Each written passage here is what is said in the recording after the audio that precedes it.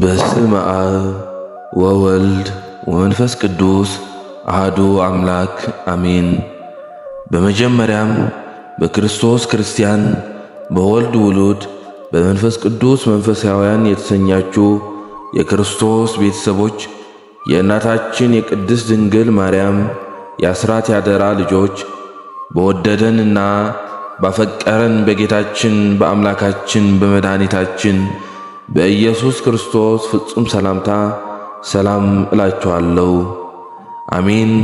የጌታችን የአምላካችን የመድኃኒታችን የኢየሱስ ክርስቶስ ስሙ ከአጽናፍ ዓለም እስከ አጽናፍ ዓለም የከበረና የተመሰገነ ይሆንልን። እንዲሁም ለእመቤታችን ቅድስት ድንግል ማርያም ስሟ የከበረና የተመሰገነ ይሆንልን። ቅዱሳን መላእክት፣ ቅዱሳን ጻድቃን፣ ቅዱሳን ሰማዕታት እንደየክብራቸው የከበሩና የተመሰገኑ ይሆንልን። አሜን። ክቡራን የዲያቆን አቤል ፍሬው የዩቲዩብ ቻናል ተከታታዮች በሀገር ውጭም ከሀገር ውስጥም ያላችሁ ኦርቶዶክሳውያን በየቀኑ አዳዲስ የሚያስተምሩም ቁም ነገር አዘል የሆኑ ቪዲዮዎች ስለምንለቅ ላይክ፣ ሼር፣ ሰብስክራይብ በማድረግ እንድታበረታቱን በትህትና እንጠይቃለን። መስቀል የሚለው ቃል ሰቀለ ከሚል ግዕዝ ሥርወ ቃል የወጣ ሲሆን መስቀያ ማለት ነው።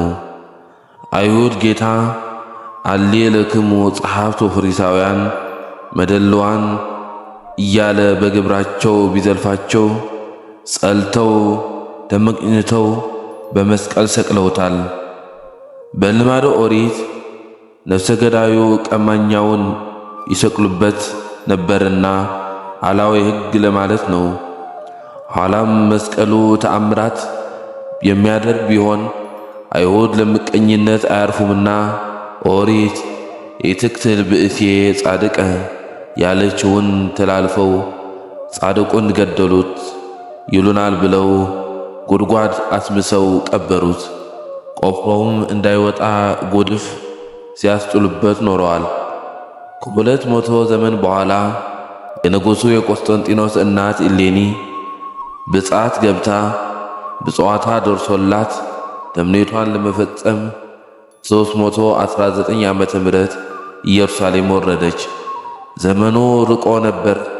የሚያውቅላት አጥታ ኪራኮስ የሚባል አረጋዊን ጨው የበዛበት ምግብ አብልታ ውሃ ከልክላው ለውሃ ሲል በወል ለይቼ ባላውቀውም አባቶቻችን ከእኒህ 3 ኮረብታዎች አንዱ ነው ይሉ ነበር ብሎ አመለከታት።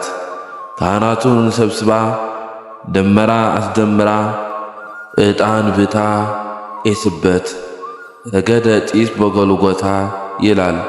ጢሱ ወደ ሰማይ ወጥቶ መስቀሉ ካለበት አረፈ። ዕለቱን ቁፋሮ አስጀምራ መጋቢት 10 ቀን ብርሃን ተስሎበት ተገኝቷል። ሕሙም ተፈውሷል። እውር አብርቷል። በቦታው ላይ ለትንሣኤው መታሰቢያ ታላቅ ቤተ ክርስቲያን ታንጻበታለች። ጊዜው ወርሃ ጾም ነበርና በጾም ምክንያት በዓል ማድረግ ስላልቻሉ ቦታው በተገኘበት ቁፋሮ በተጀመረበት በዚህ ዕለት በዓል እንዲደረግ ሥርዓት ሰርተዋል። ከጊዜያት ባንዱ ምዕመናን አጎበር ጥለው ተሰባስበው ሲያከብሩ ይስሐቅ የሚባል ሳምራዊ አምላካችሁ ይህን ጽዩ ውሃ ጹሪ ቢያደርገው ባመንሁ ነበር አለ። አጋቢስ የተባለ ካህን ጸልዮ ጹሪ አድርጎት ምዕመናን ጣፍጧቸው ጠጥተውታል። እሱም እጠጣለሁ ብሎ ቢሄድ እንደ ወተት ነጥሶ የነበረውን ጠቁሮ እንደ ማር ጣፍጦ የነበረውን መሮ የማይጠጣው ሆነ። ንስሐ ገብቶ አምኖ ተጠምቋል። ይህም የመስቀሉ ክብር ነው። በዚህ ዕለት ጌታ የተሰቀለበት መስቀል በተለያዩ ጊዜያት በተለያዩ ሰዎች አማካይነት 2 ጊዜ ከተቀበረበት ወጥተዋል። መጀመሪያ በንግሥት እሌኒ ከኢየሩሳሌም፣ ሁለተኛ በንጉሥ ስርቃል ከፋርስ ወጥቷል። ወዛቲ ዕለት እንበለ ይእዱ ጄሰመ መስቀል ተረክበ እምዘተ ህብአ ወገብረ ሰላመ በኢየሩሳሌም ቅድመ ወፋርስ ዳግመ እንዲል አርኬ። የኢየሩሳሌም በክፍል 1 መጽሐፍ በገጽ 32 ተጽፏል። የፋርስ ግን እነሆ መሳፍንተ ፋርስ ግብፅ ዘምተው ድል ነስተው ሲመለሱ ከመካከላቸው አንዱ ኢየሩሳሌም ወርጄ አይሁድን ማርኬ እመጣለሁ ብሎ እግረ መንገዱን ወደ ኢየሩሳሌም ወርዶ አይሁድን ማርኮ ሲመለስ ንግሥት ኢሌኒ በጎልጎታ ካሰራችው ቤተ መቅደስ ቢገባ መስቀሉን እንደ ፀሐይ ሲያበራ አገኘው። ቢይዘው አቃጠለው። ከዚህ በኋላ ሁለቱን ዲያቆናት አሸክሞ ሌላውንም ንዋየ ቅዱሳት ዘርፎ ወደ ሀገሩ ተመለሰ። የሮሙ ንጉሥ ሕርቃል ይህም በሰማ ጊዜ እጅግ አዘነ። ግብር ገብቶ ቀኖና ይዞ አንድ ሱባኤ ሲፈጸም ፈቃደ እግዚአብሔር መሆኑ ተረድቶ በአዋጅ ዘምቶ ድል ነሳው። መስቀሉም ያለበት ጠፍቶት ሲቸገር ሲቀብር ዲያቆናቱን ሲገድል በመስኮት ሆና ያየች ከኢየሩሳሌም የተማረከች አንዲት ብላቴና አሳይታው አውጥቶ በልብሰ መንግሥቱ ጠቅልሎ ወደ ቁስጥንጥንያ ወስዶታል። መስቀል በአብዛኞቹ የሕዝበ ክርስትና ተከታዮች ዘንድ ኢየሱስ ክርስቶስ የተሰቀለበት ማሰሪያ መስቀል ተብሎ ይጠራል። ክሮስ የሚለው የእንግሊዘኛ ቃል የተወሰደው ክሩክስ የሚለው የላቲን ቃል ነው። ሆኖም የመስቀል አምልኮ ከክርስቶስ ዘመን በፊትም ጀምሮ የነበረ ለመሆኑ በርካታ የጽሑፍና የሥነ ቁፋሮ ማስረጃዎች አሉ። የተወሰኑትን ከዚህ ቀጥሎ ማየት ይቻላል። ከክርስትና ዘመን በፊት ጀምሮ በሁሉም የጥንት ዓለም ክፍሎች የተለያየ የመስቀል ቅርጽ ያለባቸው የተለያዩ ዕቃዎች ተገኝተዋል። በህንድ፣ በሶሪያ፣ በፋርስና በግብፅ ቁጥር ስፍር የሌላቸው መስቀሎች ተገኝተዋል። ከክርስትና በፊት በነበሩት ጊዜያትና ክርስቲያን ባልሆኑት ሕዝቦች መካከል መስቀልን እንደ አንድ ሃይማኖታዊ ምልክት አድርጎ መጠቀም በመላው ዓለም ላይ የተለመደ ልማድ ነበር ማለት ይቻላል። ብዙውን ጊዜም ከአንድ አይነት የተፈጥሮ አምልኮት ጋር የተያያዘ ነበር። ሁለት እንጨት የተጋጠሙበት የመስቀል ቅርጽ የመጣው ከጥንታዋ ከላውዲዮን ሲሆን በዚያ አገርና እንደ ግብፅ በመሳሰሉት የአካባቢው አገሮች ተሙዝ የተባለው ለጣዖት አምላክ ታው የተባለውን የምስጢራዊ ስሙ የመጀመሪያ ፊደል ቅርጽ የያዘ ስለሆነ እንደ ምልክት ሆኖ ያገለግል ነበር። በሦስተኛው መቶ ዘመን ዓመተ ምህረት አጋማሽ ላይ አብያተ ክርስቲያናት ከአንዳንዶቹ የክርስትና እምነት መሠረት ትምህርቶች ርቀው ሄደው ወይም የሌሎች እምነት መቅዳት ጀምረው ነበር። የከሃዲውን ሃይማኖታዊ ሥርዓት ክብር ለመጨመር አረማውያን ምንም የእምነት ለውጥ ሳያደርጉ የቀድሞ እምነታቸውን ከነምልክቶቻቸው እንደያዙ የቤተ ክርስቲያን አባሎች እንዲሆኑ ተፈቀደላቸው። ስለሆነም ታው ወይም ብዙ ጊዜ ቲ ቅርጽ ያለው ሃይማኖታዊ ምልክት የክርስቶስን መስቀል የሚወክል እንዲሆን አግዳሚው ቅርጽ ከላይ ከአናቱ ዝቅ እንዲደረግ እንዲል ተደረገ። እንግዳ ሊመስል ቢችልም ክርስቶስ ከመወለዱ ከረጅም ጊዜ በፊትና ከዚያም ወዲህ የቤተ ክርስቲያን ትምህርት ባልተዳረሰባቸው አገሮች መስቀል ቅዱስ ምልክት ሆኖ ሲሰራበት መቆየቱ የማይታበል ሐቅ ነው። የግብፅ ካህናትና የሃይማኖት መሪዎች ነን ይሉ የነበሩት ነገሥታት የፀሐይ አምላክ ካህናት ስለነበሩ የሥልጣናቸው ምልክት አድርገው በብዙ ቦታዎች ልዩ ልዩ ቅርጽ ያላቸው የመስቀል ስዕሎች በግብፅ ሐውልቶችና መቃብሮች ላይ ተገኝተዋል። በብዙ ምሁራን ዘንድ እነዚህ የመስቀል ቅርጽ ያላቸው ምስሎች የወንድ ብልት ወይም የግብረ ሥጋ ግንኙነትን የሚያመለክቱ ምስሎች እንደሆኑ ይገመታሉ። በግብፅ አገር በሚገኙ መቃብሮች ክሩክስ አንሳታ ክብ ቅርጽት ያለበት ወይም ከአናቱ ላይ መያዣ ያለው መስቀል ከወንድ ብልት ቅርጽ ጋር ጎን ለጎን ተገኝቷል።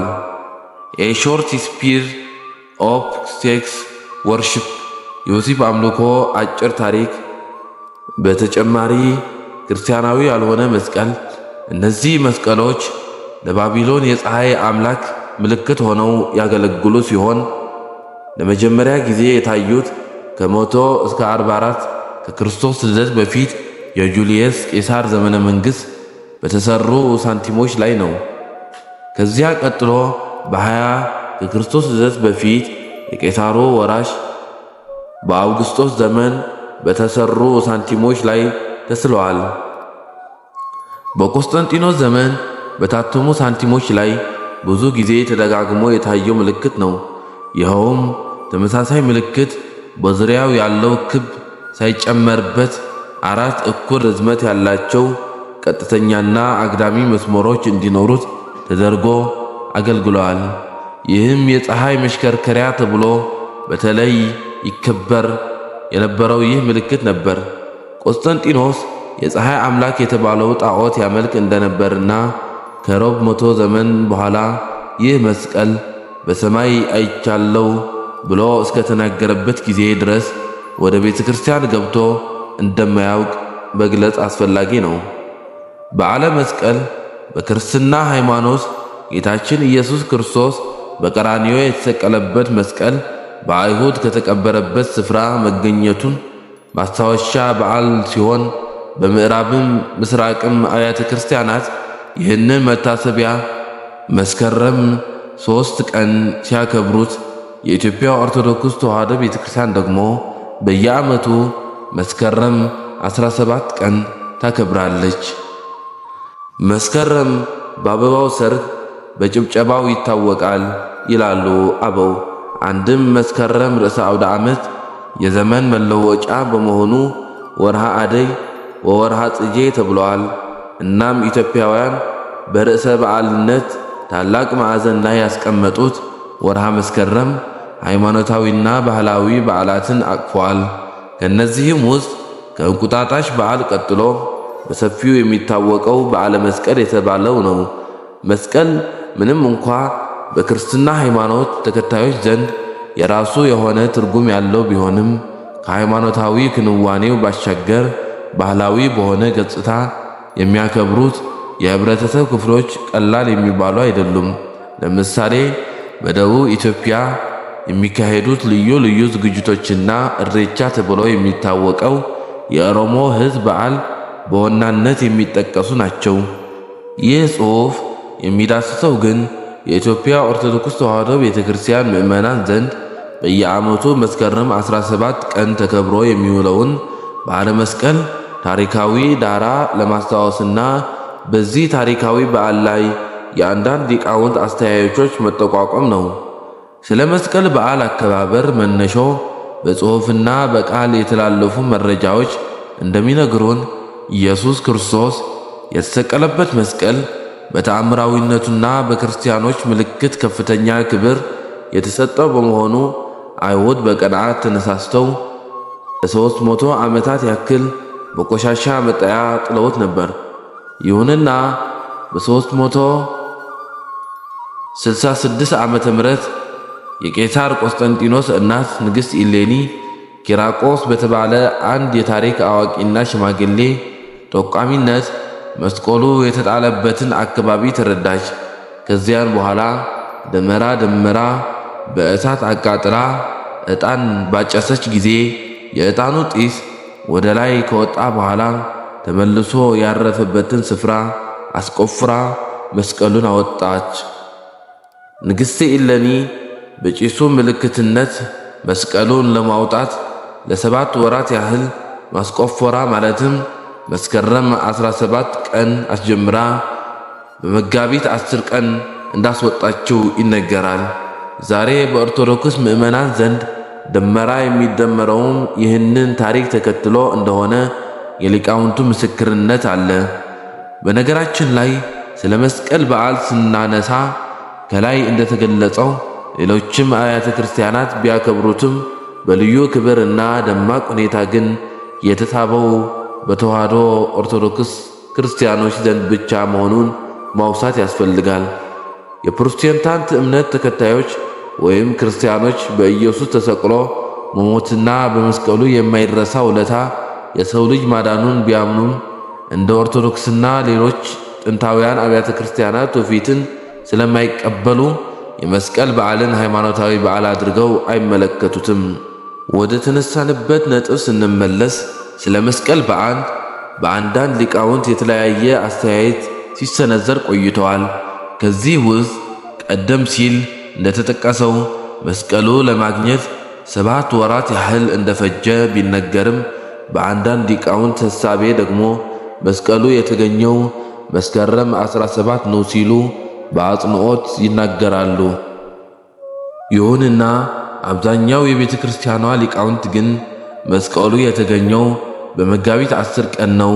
ይህ ወር ግን የዐቢይ ጾም ወር በመሆኑ በዓሉ በመስከረም 17 ቀን እንዲሆን ሊቃውንቱ ተስማምተው አቆይተውናል ሲሉ የላይኛውን ሐሳብ ያፈርሳሉ። በኢትዮጵያችን ሌላው የጌታችንን መስቀል ልዩ ስፍራ እና ክብር የሚሰጠው ጉዳይ ደግሞ በ15ኛው መቶ ክፍለ ዘመን በአፄ ዳዊት ዘመነ መንግሥት ኢየሱስ ክርስቶስ በቀራንዮ የተሰቀለበት ቀኝ እጁ ያረፈበት ግማደ መስቀል ወደ ኢትዮጵያ መጥቶ መቀመጡ ነው። ስለዚህ መስቀል መምጣት የቤተ ክርስቲያኗ ጸሐፍት በተለያዩ ሰነዶቻቸው የተረኩ ሲሆን ንጉሡ አፄ ዳዊት ግማደ መስቀሉን አስመጥተው በኢትዮጵያ አድባራት ሁሉ በመዞር ሊያሳርፉበት ያልሞከሩበት ቦታ አልነበረም። ነገር ግን መሬቱ እየተንቀጠቀጠ አስቸገረ። በመጨረሻ ግን አንብር መስቀልየ በዲበ መስቀል፣ መስቀሌን በመስቀልያ ስፍር አስቀምጠው የሚል መለኮታዊ ምሪት ስለደረሳቸው አሁን ግሼ አምባ የሚባለው ስፍራ ላይ መስከረም 21 ቀን 1446 ዓመተ ምህረት አሳረፉት። የግሸን ደርበ ከርቤ ማርያም ስፍራ መስቀልያ መልክዓ ምድራዊ አቀማመጥ ያለው ነው። እግዚአብሔር ቅድስት ሀገር ኢትዮጵያን ያስብልን፣ ሕዝቦቿ ይጠብቅልን፣ አሜን። ቅዱስ መስቀል ስንል ጌታችን ኢየሱስ ክርስቶስ ዓለሙን ከሞት ኃጢአት ለማዳን በቀራንዮ የተሰቀለበት የተመሳቀለ ዕፅ ማለታችን ነው።